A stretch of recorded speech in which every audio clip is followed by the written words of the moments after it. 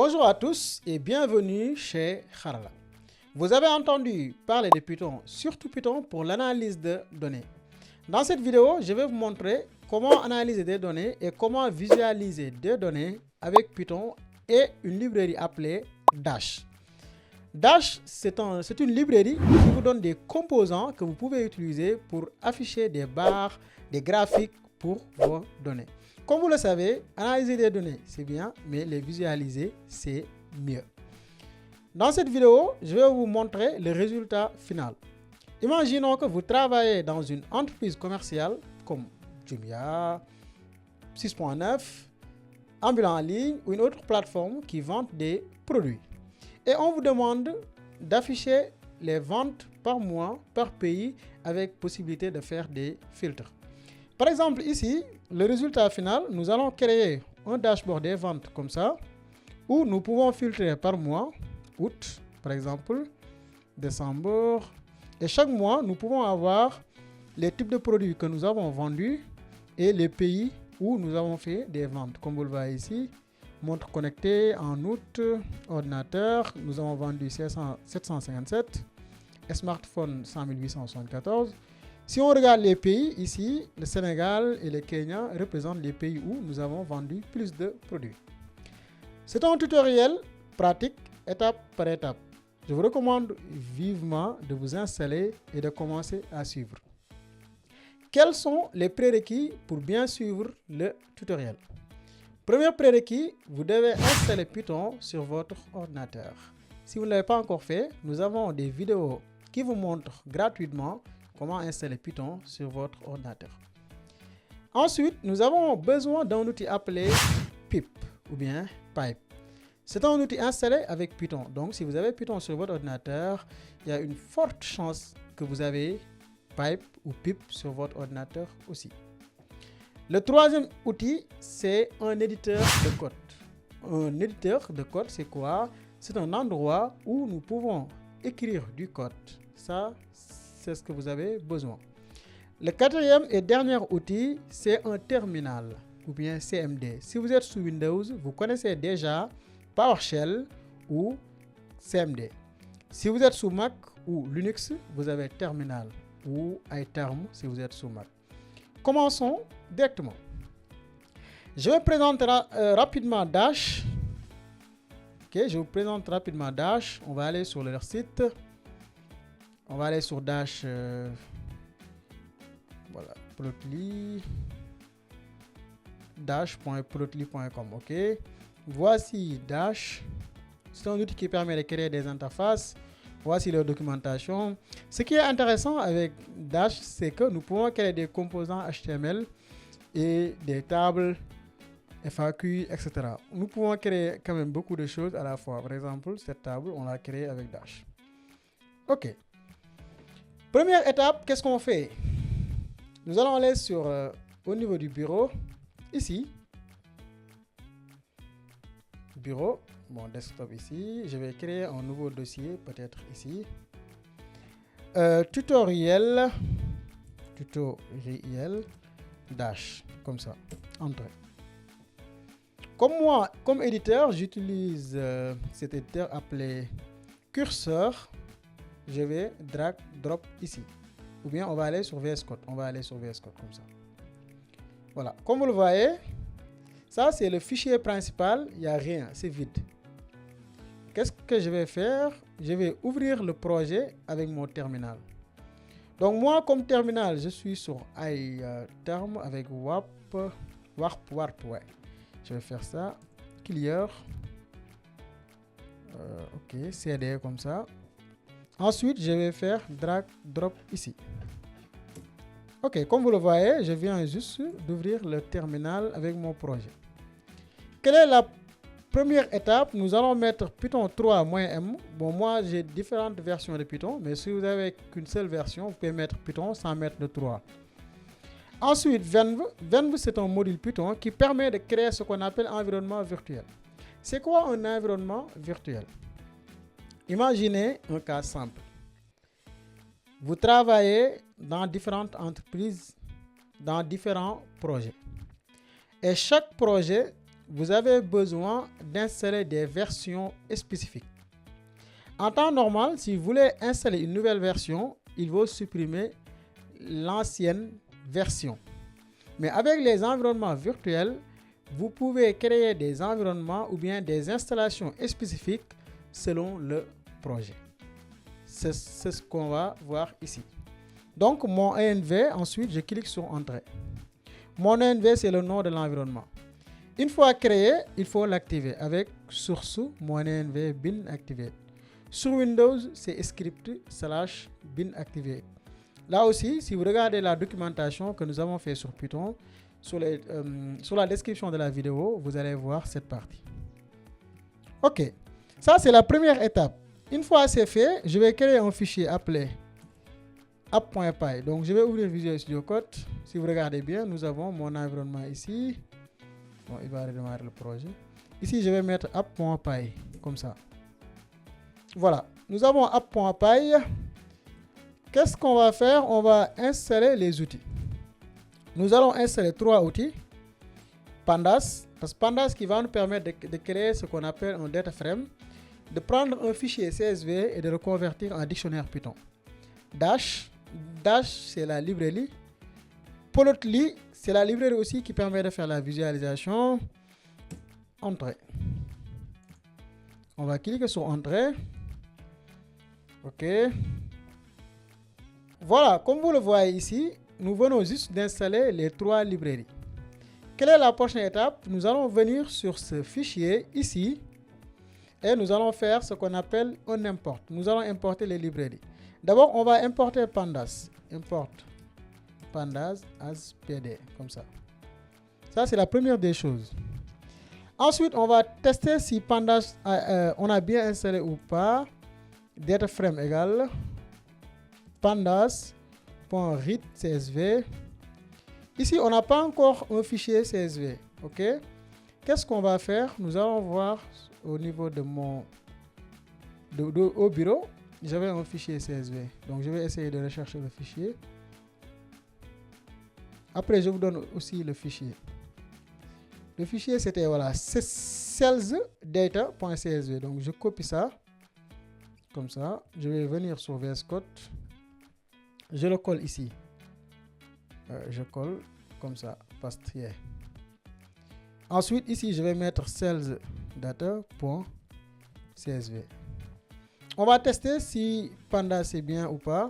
Nous allons mettre pd.head pour voir les premières 5 lignes. On va faire ça. On va mettre Python 3 app.py. Ok, on va attendre un peu. Si tout s'est bien passé, il va afficher les 5 lignes.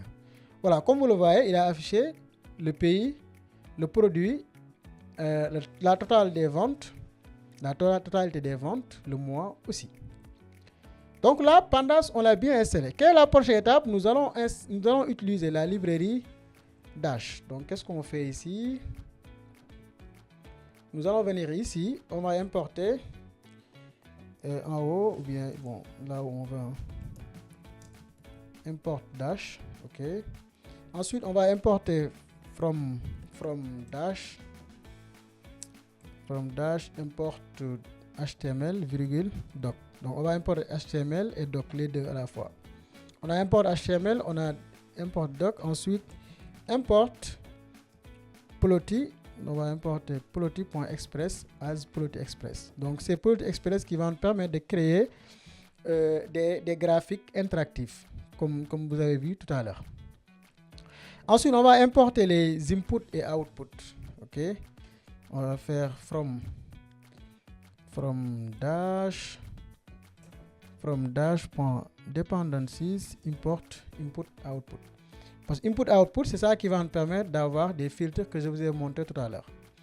Ensuite, comme Dash utilise ce qu'on appelle Flask, utilise Flask pour faire certaines choses. Pourquoi? On va faire comme Flask. Si vous avez déjà codé en Flask, vous allez comprendre l'app. Donc, on va créer une application comme une application Flask.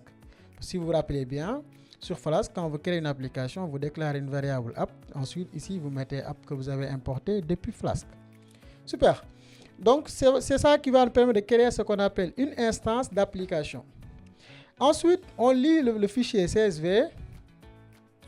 Ensuite, on va créer une graphique test que je vais appeler fig égale px.bar.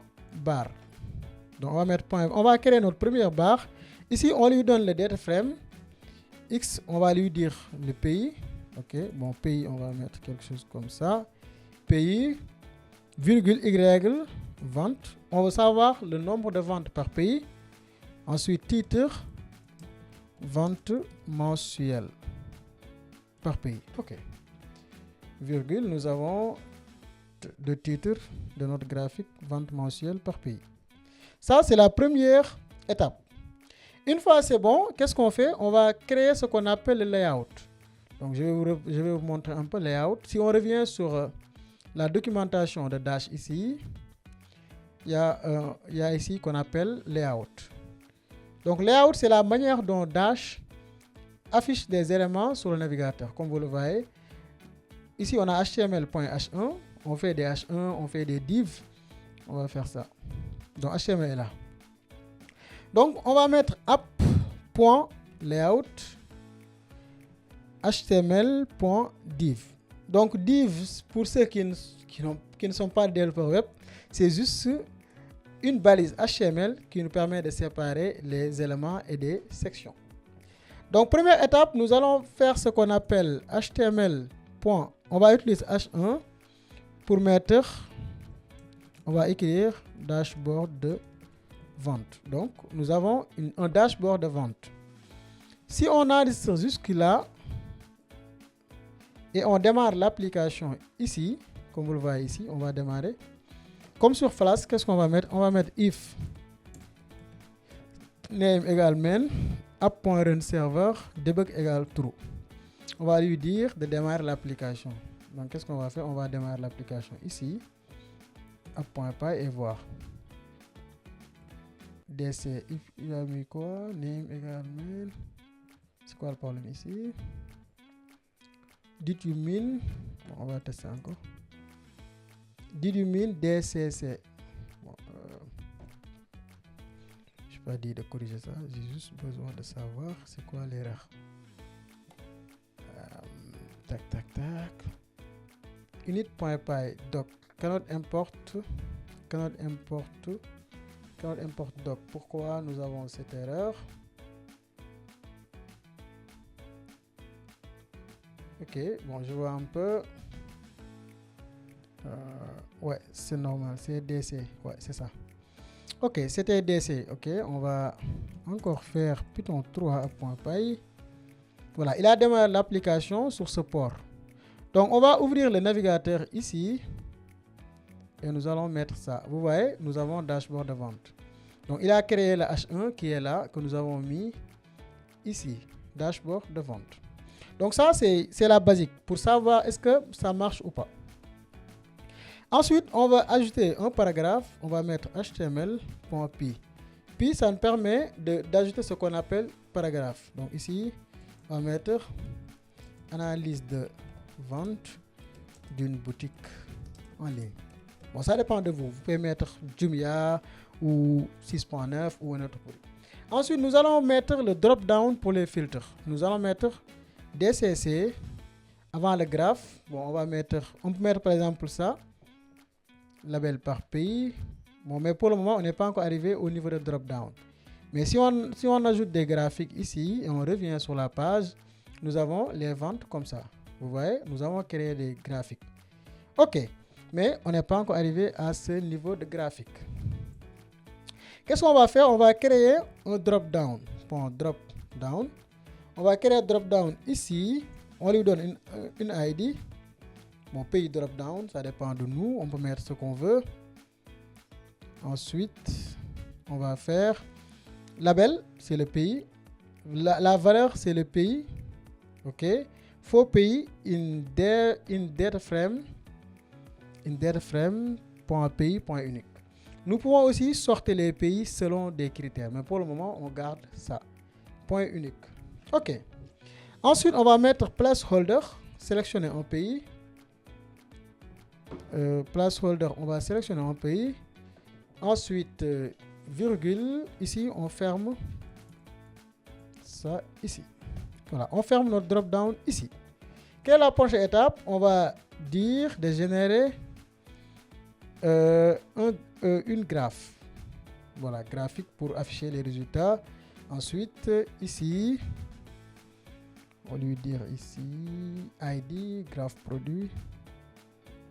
Voilà, bar chart, c'est bon. On va lui dire aussi de générer un autre graphe.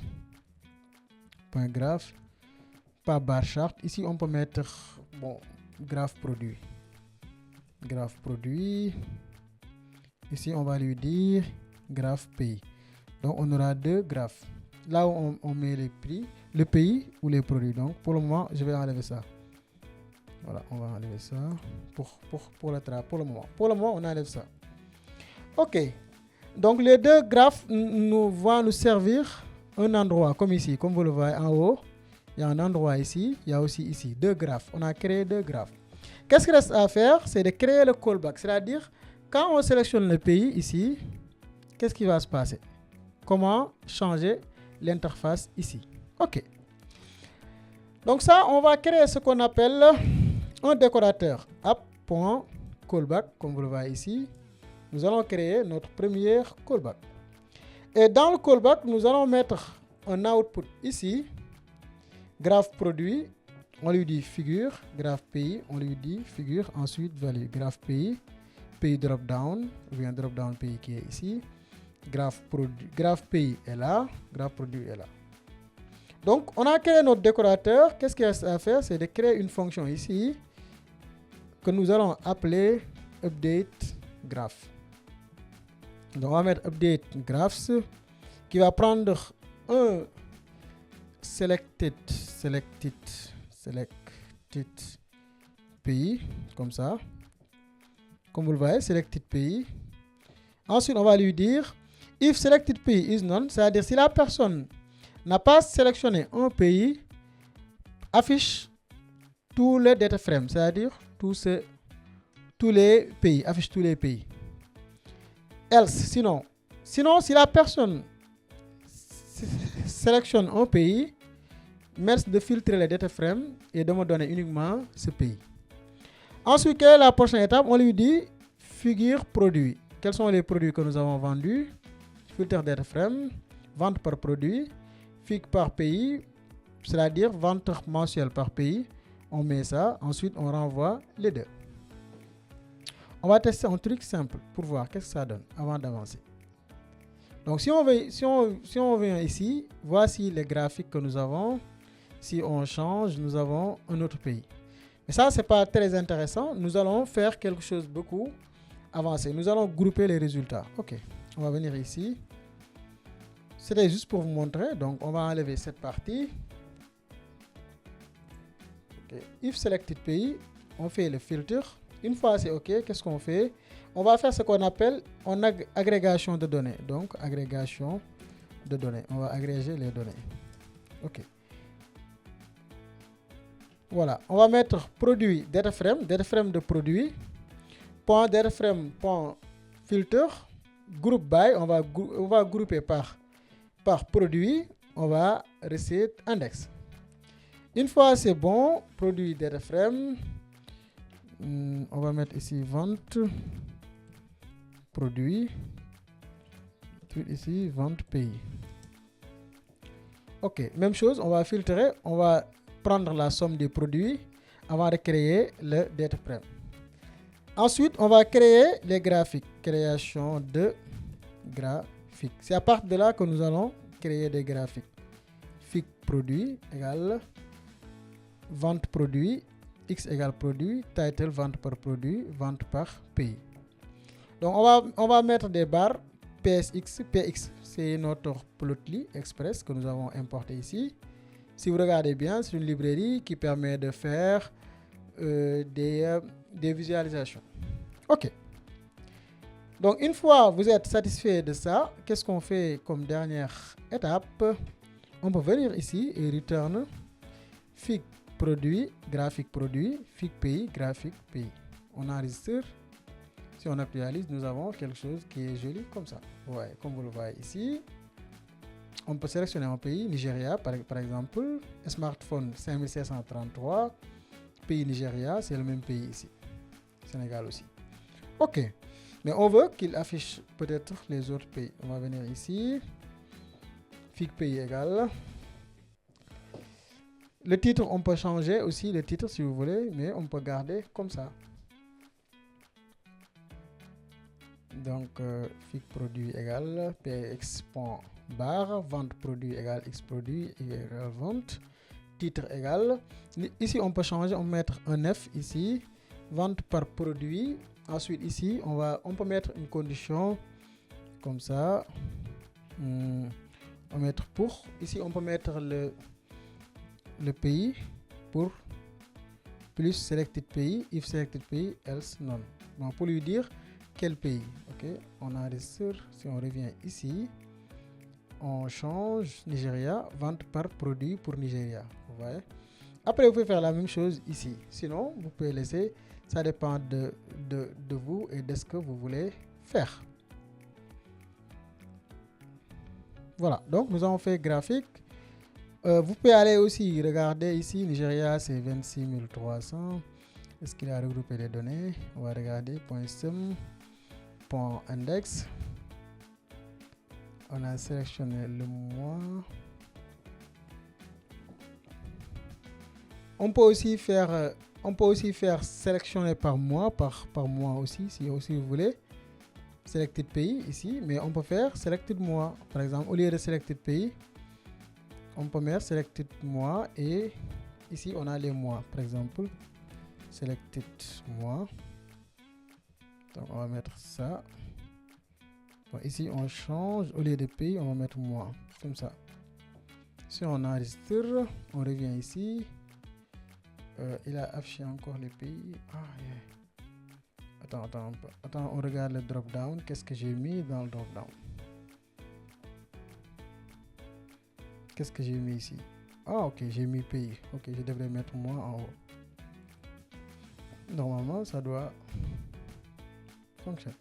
Août. Value. On va mettre label pays. Bon, sûrement c'est pas pays, mais c'est moi. Ici, qu'est-ce qu'on doit changer encore? Selected. Bon, ici c'est moi. Donc nous avons moi. Parce qu'on peut filtrer par mois ou par pays. Donc ici on va regarder.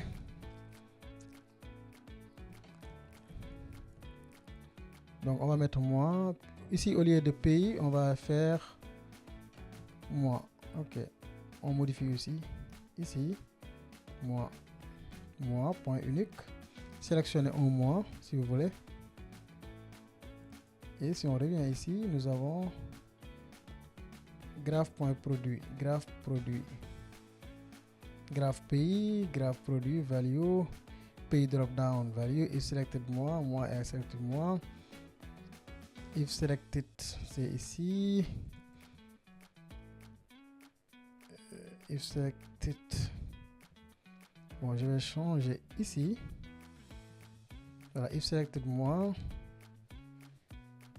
Voilà, comme vous le voyez, août. Voilà, voici les données. Août, les ventes par pays, Maroc, Nigeria. Vente pour août, pour février, comme vous le voyez. Donc, vous pouvez filtrer par pays ou par mois, comme vous le voyez ici. Voilà. Ici, on a agrégé les données. Ici, on a affiché. Donc, pour résumer la vidéo, qu'est-ce qu'on a fait ici? Nous avons importé les librairies, Pandas, Dash. Ensuite, nous avons lu le fichier CSV pour créer un dataframe. Ensuite, nous avons récupéré les données, vente mensuelle par pays. Par exemple, ici, on peut payer, pas de souci. Ça, c'est une figure. C'est une figure. Ensuite, nous avons créé un H1 ici. Comme vous le voyez ici, H1. Ensuite, nous avons créé un drop-down qui nous permet d'avoir la liste des mois. Point unique, c'est important parce que souvent, bon, on peut trouver les mois qui se répètent. Par exemple, si on regarde ici, il y a mai. Si on regarde, il y a mai 2 fois, plusieurs fois. Ensuite, nous avons créé un callback, c'est-à-dire qu'est-ce qui va se passer si une personne sélectionne un mois. Donc, c'est ça on appelle ici le callback. Ensuite, nous avons agrégé les données, grouper toutes les données. Et à la fin, nous avons créé une barre. Vous pouvez changer barre polar, box constante, vous voyez. Vous pouvez sélectionner ce que vous voulez. Ensuite, vous testez. Vous voyez ici, vous pouvez tester plusieurs choses à la fois. Et pour aller plus loin, vous pouvez aller dans la documentation de Dash. Voilà, comme vous le voyez ici, il y a des diagrammes très jolis avec différentes couleurs. Ça dépend de vous. Vous pouvez appliquer toutes vos compétences HTML, CSS dans ces outils pour créer des graphes très intéressants ici et interactifs. Si vous voulez changer les couleurs aussi, vous pouvez faire la même chose. Voilà, nous sommes arrivés au terme de notre tutoriel. Dans cette vidéo, vous avez appris comment créer des graphes, des visualisations interactives avec une librairie appelée Dash.